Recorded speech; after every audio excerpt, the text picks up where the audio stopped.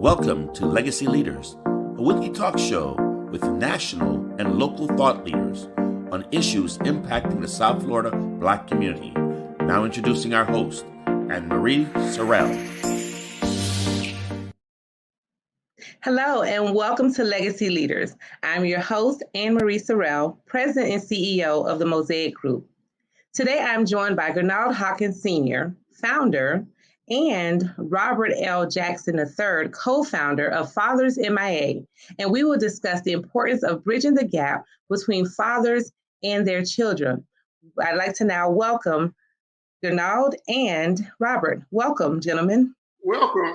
Hey, thank you, Ms. Anne-Marie. Greetings. How you doing, Anne-Marie? Welcome. Wonderful, wonderful. Thank you so much for being here. This is such an important topic, whether it's those who have a wonderful relationship with their father, which we, wish that was the case for everyone. But then there are those who may not have a father in their life for many different reasons, whether their father is no longer here on this earth or maybe they were absent for whatever reason. And so I really, really want to hear about your organization and you all and your background and, what you're doing with Fathers M.I.A and why your work is so important. So let's get right to it. We're going to start with Gerald and your background. Can you briefly share your background and what led you to being the founder of Fathers M.I.A?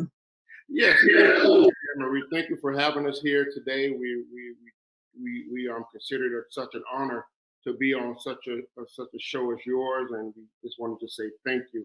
And listen, we love our South Florida community, but I just wanted a little small background. My name is Gerald Hawkins Sr. I am originally from this little small town called Avon Park, Florida. I was adopted at birth, believe it or not. And I joined the military at the tender age of 18. Spent years in the military and then moved down here to South Florida in the Hollywood area. And while I was here, I was mentoring at my church young men. And while I was mentoring young men, I noticed that fathers weren't involved in their lives. So, and then we'll go ahead and I get into that story a little bit later. But I just want to just kind of introduce myself, just to that I've been a mentor, a leader here down in South Florida, football coach. I am right now currently the high school chaplain for Miramar High School as well. Awesome. And Robert L. Jackson III. Tell us briefly about your journey and, how you became the co-founder. I guess you and Gerald connected somehow, somewhere along the line. Yes, again, it's an honor. Thank you so much for having us on this great and wonderful show. My name is Robert L. Jackson III, and I'm the co-founder of Fathers M.I.A, and it's an awesome position to be in. My background is that I grew up with a two-parent home, my mother and my father. And it's just an awesome thing to be in and see that at times. I'm a college graduate of Oral Roberts University. I'm currently the co-founder of Fathers M.I.A. I am a local pastor here in the South Florida area. And it's just a privilege and an honor to be the co-founder. How I became the co-founder is, don't want to tell too much of the story, but Mr. Hawkins, a friend, we have a very good friendship and a connection. And he would just talk to me and then express his concern about not seeing the fathers at the events that he was coaching at or mentoring at. He would always see the mothers bringing the children and not the fathers. And it was very passionate to his heart that we need to understand that fathers are important and the fathers need to be a part of the child's life. And so the more and more he would talk to me, the more and more he would express his passionate concern. I would write down the vision, the mission, the objective, the purpose, and everything. He didn't know I was doing this based on a conversation with him. Then finally, the last time we talked, before we actually went into our launching, I said, well, Hawk, we got to stop talking about it and be about it. I call him Hawk, y'all.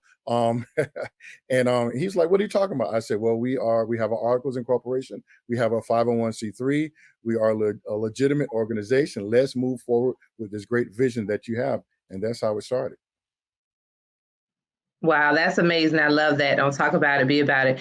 So let's, what exactly is Fathers M.I.A? What is it? What is your vision? What's your mission? What is it that you all do? Tell us about some of your programming. Fathers M.I.A, fathers motivated, involved, and active.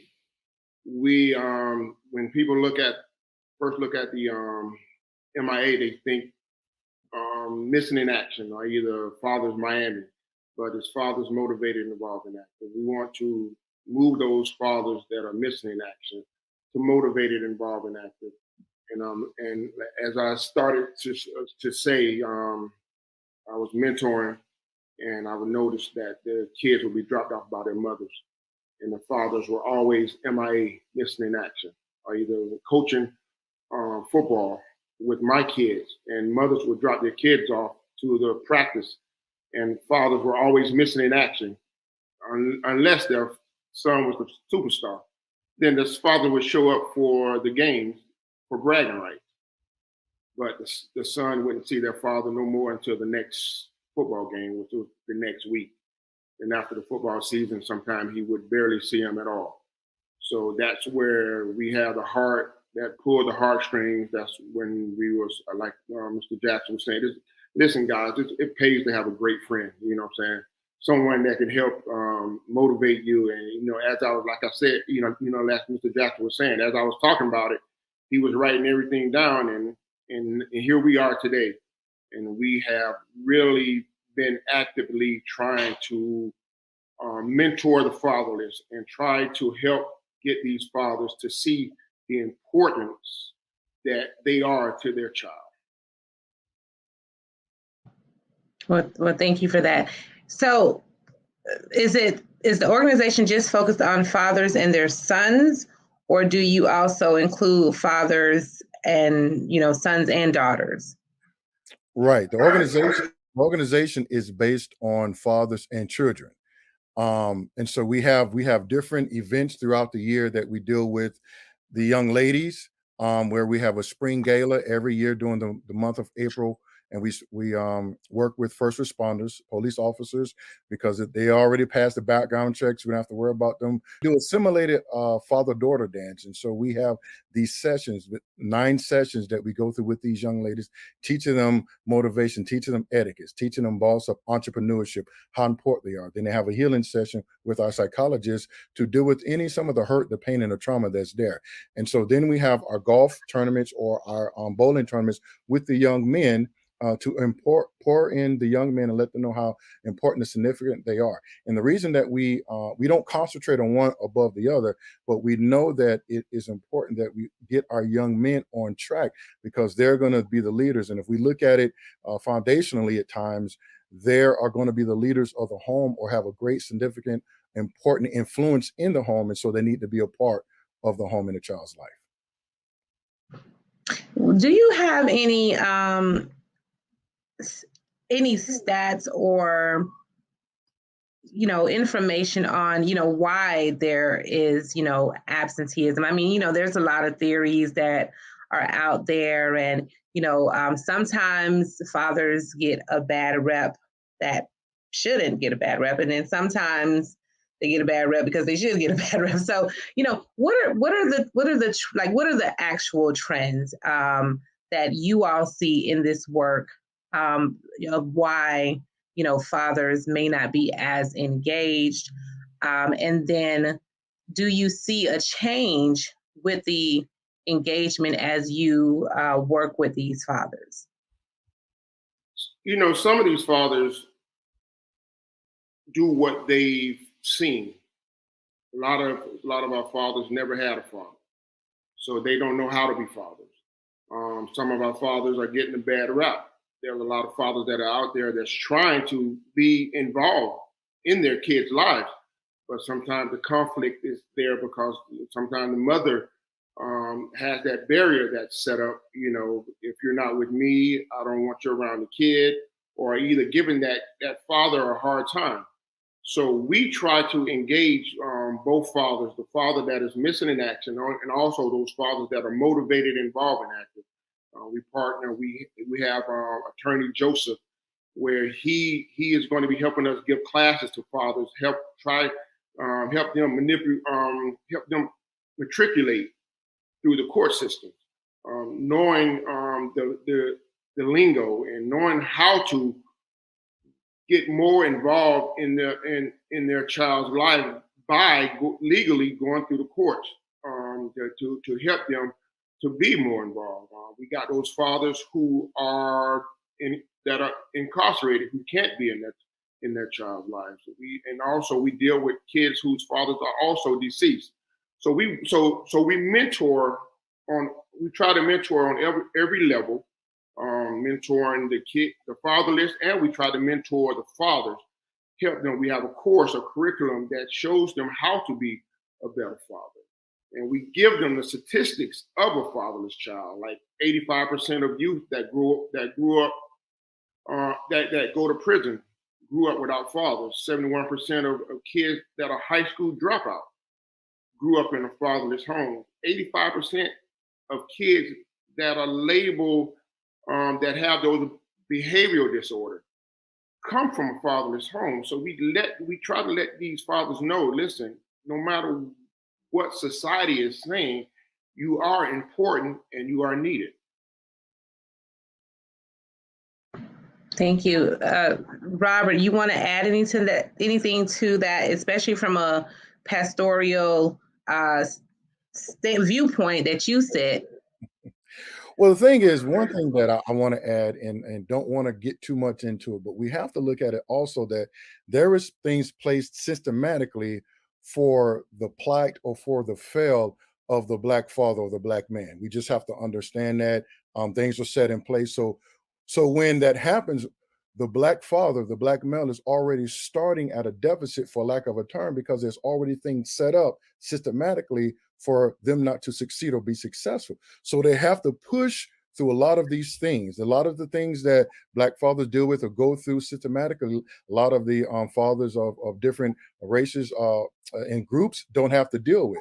So I'm not making an excuse, but I'm just giving you understanding that there is a systematic thing in place that the fathers, Black fathers, have to push through, fight through, go through to deal with first. And another thing, even legally, the mother does not never have to prove that she's the mother.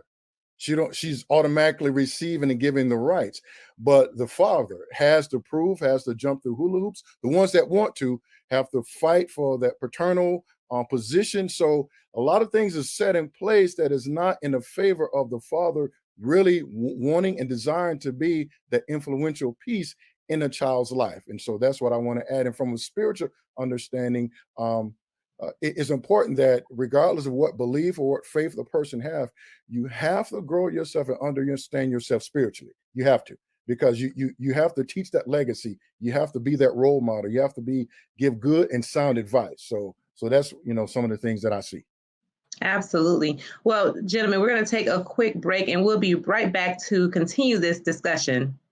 I grew up down here in South Florida, so for me, it's a little bit more personal. For the Mesman & Dover Law Firm, it's about community. For us, South Florida's our home. You all are our people. Our family, our future. The difference we'll make for you, your loved ones, your kids, matters, because to us, it's personal. If you need us, call us 24/7 at 866-954-MORE. That's 866-954-6673. The Mesman & Dover Law Firm, youraccidentattorneys.com. At DRT Behavioral Services, we provide culturally sensitive mental health evaluations with thorough treatment plans, incorporating alternative forms of wellness, not just Western traditional medicine. Besides medication management and psychotherapy, we provide education to people in the areas of minority mental health with classes on your diet's impact on mood and sleep hygiene for better rest. We also offer weight loss therapy, massages, and facials. Visit brainlovehelp.com today. Care is a priority. I'm back, Gerald Hawkins and Robert L. Jackson III from Fathers M.I.A. Let's continue the discussion that we're having around fatherhood. Now, we've talked about some of the reasonings as to why some fathers are absent, whether it's systematic or, the children's mother or, other socioeconomic challenges. Let's talk about the impacts that you've witnessed on youth, both on the, the impact when the fathers are absent. You mentioned trauma before, you have events that help with and programs that help deal with trauma and the children. But then also, I'd love to also hear, based on, since you've been doing the work that you do, how there's been a positive impact as well. So let's start first with, those impacts that these young people have to overcome. A lot of the impacts that they have to overcome is one is a low self-esteem, identity. If we look at it in a sense of the way things would normally be, when a child is born and the father is there and the father's in the picture, the child would take on the father's last name. So he receives what, or she receives what? Identity. So it's so important that the child knows who they are, because you can't go anywhere or you can't move forward until you know where you came from, or what you're dealing with. And so one of the things that we stress important is the identity of knowing who they are and that father giving that identity. So that's one of the things that the child has to deal with. And then rejection. You know, why does he want me? Why do I see other children with their fathers? Why do I see other children going and their fathers are taking them out, and they're having at school, the father is there representing the breakfast or representing their recital, and the father is there present. Why is not my father there? Why didn't he want me? What is about me? So we have to deal with that rejection and build up that self-esteem, that insecurity, and all of that trauma. That is so traumatic. One of the things that I say all the time is this, is that when you have, and I give the analogy dealing with a building. When you have a building, you have the roof, and there's a leak in the roof or a crack in the roof, you can call a roofer to come and fix the roof, and everything is fine. If you have a crack in the wall or the side support of that building, you can call someone and fix that. But when the foundation, or there's a crack in the floor, the foundation, they consider that building condemned. And so what we're trying to prevent is our families and our children living in a condemned state, where we believe that the father foundationally should be there and should give that support. So our job is to change those stats that Mr. Hawkins had previously stated about what is the result of a father not being in place in a child's life. Absolutely. Denard, would you like to add anything to that, or maybe take us into how the programs have positively impacted the youth that you work with? Well, I like to, I know I said some negative stats earlier when the fathers are not there actively involved in the child's life. Let's give some positive stats when the father is there in the child's life. Children achieve higher higher academic scores when the father is there in the life of the child. Stronger math skills, stronger verbal skills when the father is there in the child's life. Emotional stability when the father is there. Higher self-esteem when the father is there in the child's life, and fewer behavior issues when the father is there actively involved in the child's life. So the overall, the child is more productive, and the child is a happier child when the father is there. They seem to excel a little more when the father is there, and some of the things that we have a question, even when you go through child custody issues. When the stats are higher for when the father is there actively involved in the child's life, I think that the court should look at who would be the most productive parent, not just automatically assume that the mother is a better provider, but we need to go and see exactly who's more stable, who's more mentally sound, and who can actually bring that child up to be a more productive citizen in our community. Thank you. What message do you have to the fathers out there, whether they're active or not so active? What message would both of you like to send to the fathers out there? If I may, I want to start off by saying we want the fathers to know and the men to know that we understand. We understand that there's things in place. We understand that there's challenges that you have to face. But we want to give you the assurance and the support and encouragement that At any given point, just start.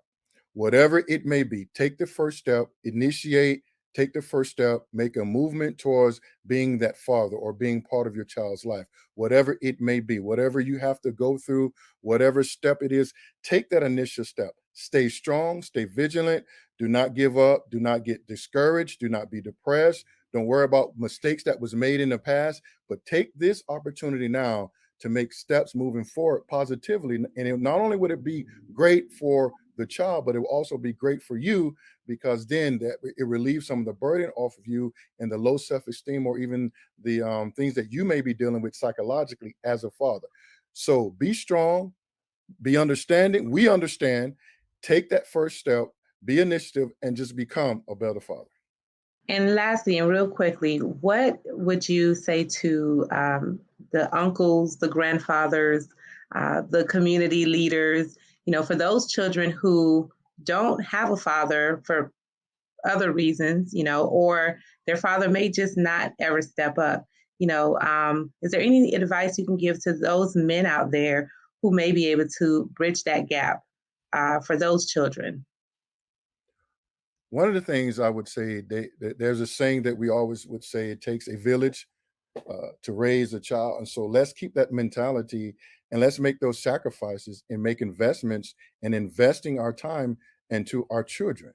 To make those sacrifices and take their time out to invest in them, see their potential, spend time with them, as Mr. Hawkins would say, and allow them to grow up and let them see that there are men out there that can be role models that can help them further their life, further their education, and be successful in life. So I would say, take the time out, be strong, be vigilant, but take the time out and invest in our young people so we can have a better community, a better society, and a better group of children that will be successful in life. Bernard, any closing thoughts? Yes, I would say, if you want to make our community better, our men have to step up. Ladies have been doing an awesome job. And you look around you and you ask why. Why is our community the way it is in most cases? Ask the why. When I go and when I used to deliver mail and go through the Jewish communities, I would watch my Jewish brothers walking their kids to worship. Their son is walking side by side with them. You see some of our other brothers seeing how they are being there, helping to teach their kids the right from wrong and how to be productive in their household and also in their community. Our men, we have to step up. We have to be, even if you're not in the home, you have to be in the life of your child. And I promise you, if we step up, if we police our own, not police the whole community, but just police our household, if we are the ones to step up, teach, and provide, and show our kids how to be productive citizens, showing them that education is important, showing them how we treat our fellow man is important. It all stems from our men. Once our men show up, I promise you, our community will shine like no other. Well, thank you both gentlemen, Gerald Hawkins Sr. and Robert L. Jackson III, for joining me today. You've heard it here, Fathers M.I.A. Get involved. And one more question, how does someone reach you all, Gennard, if they want to get involved? Well, if someone wants to get involved, of course, you can reach us through our website, fathersmia.org. We have all our contact, all our information there at fathersmia.org. We are on all social media platforms: Facebook, Fathers M.I.A., Instagram, Fathers M.I.A. If you want to email us, it is admoffice@fathersmia.org. Email us. Let's have a conversation. Let's talk about it. If you're wondering how to that son of your or that daughter is acting out because of the fact that they are missing their father out of their lives, let's have a conversation. We're partnering with a lot of other organizations that may be able to help out. We have a counselor also that we do group sessions as well. We do those sometime quarterly through Zoom. So listen, we're here for the community, we're here for you, and we're here for our kids. Thank you so much, Gerald Hawkins Sr. and Robert L. Jackson III, founder and co-founder of Fathers M.I.A. Thank you for joining me today. And thank you for tuning in. I'm your host, Anne-Marie Sorrell. See you next time on Legacy Leaders.